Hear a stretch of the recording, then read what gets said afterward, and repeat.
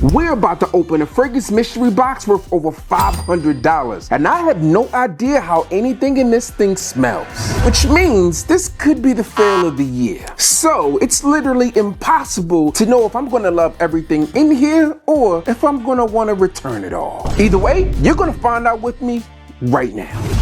All right, so we're kicking this thing off with some heat, and from Xerjoff, we got Iommi Deified. Is it Iommi or Omi? Anytime a fragrance company decides to make a fragrance after a rock star, then you gotta know it's gonna be a little on edge. The box here on the sides remind me of a guitar. We actually just purchased my oldest son a guitar not too long ago, and it looks like the edges of his guitar. All right. Oh. Always good presentation. This looks like a vampire though. Bottle looks good. Top is always like a guitar pick anyway. So let's see what this thing smell like. Ooh. Yeah, tell me that one no more. My wife is gonna love this, fellas. She's gonna love it. Oh, that's pretty dope. The first one was fire, but this one is deified. Like on first spray, this one is rich and it has this warmth immediately. Now, when I think about the original fragrance, that one was a bit complex, and I think this one is going to be just around those same lines. Yeah, it feels complex, it feels layered, and it just feels like a quality juice right off the break. Now, what I will say immediately is that this one isn't a fragrance for someone that likes to play it safe. Now, according to this book here, there's some cinnamon, there's some leather here, and then it's also like a sugary sweetness here along with some apples. This thing comes off really nice. Now, when you hear that leather and you hear some spices, you hear some apple, you might think of like Leighton. It's not that. It's a little rosiness there, a little earthiness within this scent. It's one that I'm really digging, and so far we're off to a great start. If it's in your price range, cha-ching! Next, we're moving on to a fragrance that some of you might already know about. And I remember it coming out, but I thought it was like a holiday edition, so therefore I kind of shied away. If you look at the presentation here, it looks like Christmas. So that's what I thought this was. This is Carolina Herrera Bad Boy Sparkling Ice. Now, the Bad Boy line has like this cult-like following, and this sparkling ice version just might be leaning into something a little fresher, or maybe even more electric. Ah, I see ya. I see ya. Ooh, okay, now this is nice. All right, let's see what it's all about. Okay.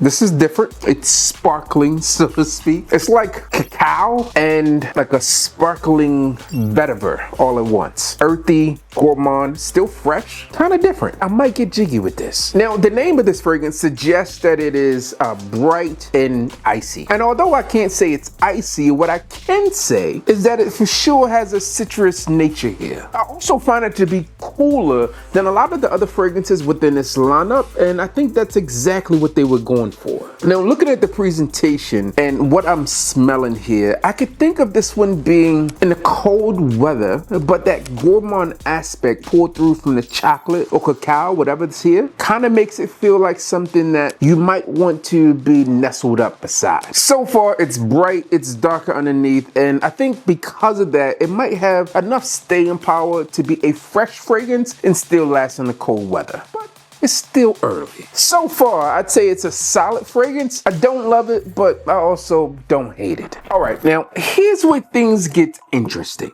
Here we have Armaf Club de Nuit Bling Bling. Every time you see me around your city, bling bling. If you've been in the fragrance community for at least 5 minutes, then you likely heard of Armaf as well as Club de Nuit Intense Man. Now, this happens to be what I'm assuming is a continuation of the line. Now, Armaf has this reputation of giving you like prestige level fragrances for obviously a fraction of the price. So let's see if this bling edition turns it up any. They got the Armaf card here. Looks like a little Creed card. Wow. What? Oh, there we go. Sheesh. This was loose, but it should be like affixed to the center of the bottle. There we have it. Blingy. Now, really, I thought this was more blingy than it actually is, because I saw a lot of people posting videos of this at some event Armaf did. Now, why not use their card? Atomizer banging. I feel like right now I'm getting a ton of grapefruit. Just a bunch of it. I got a bunch of it. After that grapefruit goes away, It feels a little sweet, a little spicy. Man, this feels like a mix of so many things. It feels like it should be a spring/summer fragrance, but it also has like enough sweet elements that makes it probably good enough for like fall. I wouldn't take this until winter though. It feels like a traditional men's fragrance stack. You got some citrus at the top, some florals in the mid, and then when I smelled here, a little bit of spice and some woods. Now, as I mentioned, it's slightly sweet, but it's not over the top. And honestly, as this thing dries down, it has a bit more depth than I expected based upon the opening and based upon its price point. Now, that said, on the first spray, slight dry down first impression, I'm not sure this would be for everyone, but I feel like some people would like this a lot.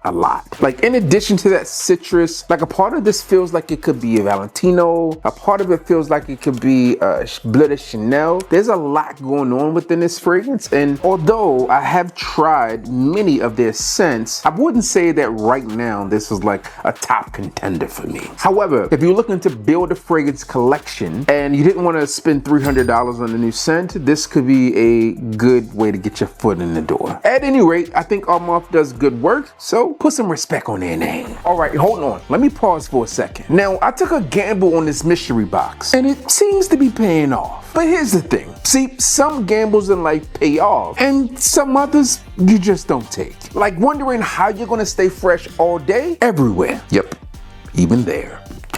That's why I wear Tebow underwear, and it's not a gamble. That's a guarantee. Look, Tebow underwear made with this premium bamboo viscose. And before you skip over that, hear me out. Because the bamboo viscose changes everything about how underwear performs. First, these are moisture wicking, and they pull the moisture away from your skin fast. I'm talking Muhammad Ali fast. Oh, that's fast. So, no matter if you're in the gym, the boardroom, or running through the airport, well, these days you might be walking, there's no damp, no cling, and no, well, situation. You just stay dry. Second, the breathability. You see, bamboo viscose promotes airflow in a way that cotton just can't. So your temperature stays regulated and everything stays comfortable. And you move through your whole day without thinking about it once. And then there's a third thing, and this is the one that people don't expect. Tebow clothing and underwear are co-created by their community, which means real men giving real feedback that actually shape the whole product. Not a boardroom guessing what you might want, real customers telling them exactly what they need. And that's why the fit and the function is just right. I mean, looky here. They even got this contour pouch. And fellas, you know what that's all about. Yep, it keeps you lifted, supported, defined, and comfortable. Because everything's exactly where it needs to be all day long. So you're not out here adjusting the family jewels every time you stand up. Here's the way I see it. You already put an effort into the way you smell. You got your lineup on point, your clothes are clean. I mean, you're showing up sharp. So don't let the foundation hold you down. Again, that's Tebow underwear. The link is down in the description. Grab a pair and thank me later. All right, let's get back to this because we got a few more fragrances to go. All right, so next from Davidoff, we got Cool Elixir. Now this one is an oud aromatic parfum intense. Long name, small bottle. Everything you love comes in small packages. On the back here it says the notes are rose oxide, lavender absolute, oud accord. Man, this is a little bottle, so hopefully this thing is strong. It's a little bottle, but it feels quality. It's like nice and heavy. Let's see if it clicks in place. Oh, strong click in place. Oh man. Listen, I'm gonna put on a screen what I actually paid for these. I don't remember. Oh, look at that. Look at that. Okay. Oh, that's fire. Oh, this is different.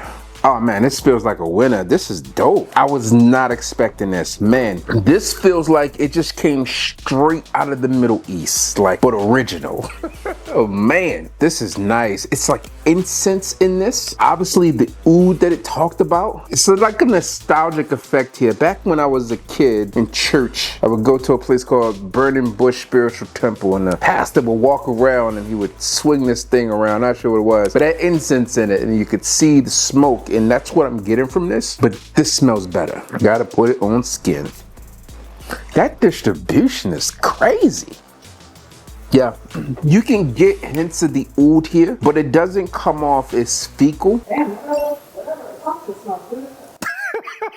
That's what I'm trying to tell him. So listen, you guys can't hear it, but my wife is downstairs and she said whatever that is smells good as hell. Man, I think this could be a winner. Labrador Absolute, Eau de Corps. Man, I think this is also a 2026 release too. No, this came out in 2025, so maybe it's just new to me, but this is nice. I like this. I like it a lot. Now, there's a lot going on here, but when you think about Davidoff, you think of like it being one of the most iconic fragrance brands out there because of cool water. And if you're a millennial, then you've likely experienced it at some time in your life. But let me tell you, this one is not your grandfather's cool water. This one is more grown up, and it's like it got rid of the classic suit and went into like a modern cut, maybe even a European cut. Now, this one has this warm, woody backbone, and it has a much more elevated feel than I was originally anticipating. I would actually recommend this to someone who liked cool water back in the day, just to see if they would appreciate this thing. But now, as it's going on, it's changing a bit, and I still like it though. It's a dense fragrance. I like this thing, and that was a surprise on that one. All right, so we said, all right, Davidoff, we're gonna see if we can raise you one, and this is Drakkar Bleu. Now, Drakkar is another fragrance brand that is synonymous with like the 80s and all of those things. Like Drakkar Noir. Like if you are ever into fragrances, you've heard of that, unless you're like super young, and maybe even then you've still heard of it. So we'll see what we got here. All right, so your presentation is what you would expect from Drakkar, but this one is blue. The juice looks sexy. It looks like a midnight. All right. Okay, listen, I can't miss tonight. Oh, this got some nice mint to it. It's like a blue scent and a mint scent mixed in one. This is nice. Also feels kind of like a menthol feel here. This one feels like a cleaner, more modern take on the original. And I feel like with this one, when we're looking at fragrances that are popular these days, this one could be along the lines of some of them, which makes me feel like they wanted to introduce this brand to a younger audience, which makes sense. We got to keep the brand alive, but it feels like it's done that without losing the heritage of what this fragrance brand was really all about. It's an approachable, easy to wear aquatic blue fragrance that again feels very wearable, inoffensive, and it'll likely have solid performance. Now, being realistic, I don't think that this is one that's going to set the fragrance world ablaze, but it is clean enough to be like a daily drop. Now, if you're new to the fragrance world and you want something that still carries a legendary name and it had some type of heritage within this fragrance world, then this could be a good place to start. Good job, my friends. Good job. Well, I guess it's actually Guy. Good job, Guy. And as we move on, we saved one of the best names for last. From Jean-Paul Gaultier, and this is Le Male in blue. This is going to be interesting because the bottle is blue and it feels like a new school feel. The fragrance has this metallic blue and it's electric, boogie woogie woogie, and it feels like it's kind of geared for the younger crowd, but we'll see what it's all about. Now, I really have high hopes for this fragrance because when I think about what the Le Male line has done, they've done everything you can think of. In terms of flankers and sales, they're one of the best selling fragrances out there. And then in terms of flankers, they've done more than I care to count. So let's see if this is the modern day version of Le Male. If you wanted a spring and summer one. I was gonna say, I get a tie back to the original immediately. Like you first get that lavender type of feel, but this is not it.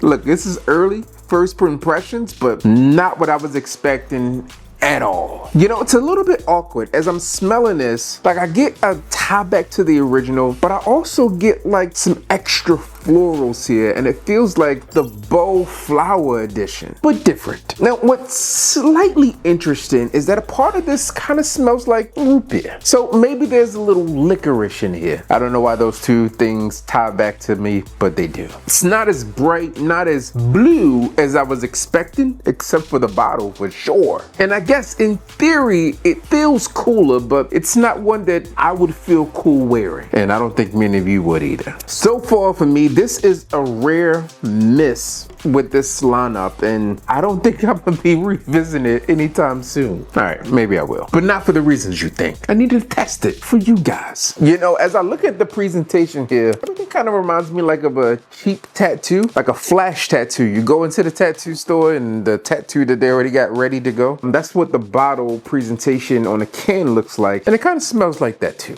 Look, it's not a fragrance that I think a lot of you out there are gonna be kind of beating the door down to pick up. But if you are, there's probably gonna be plenty of bottles left over for you. This one ain't it. All right, so let's talk about what just happened. We opened 6 fragrances from a mystery box, ranging all the way from niche royalty way down to some legendary budget scents. And honestly, in my opinion, overall, this box delivered. Really, when I look at these, I would say that probably 5 out of the 6 would be considered a dub. And in my mind, that's pretty good odds. And that's really the thing with mystery boxes. You're not gonna love everything, and that's okay. So here's my question. How many of these fragrances do you have in your collection? And let me know if you agreed on any. All right, drop it below, and once you're done, watch this one.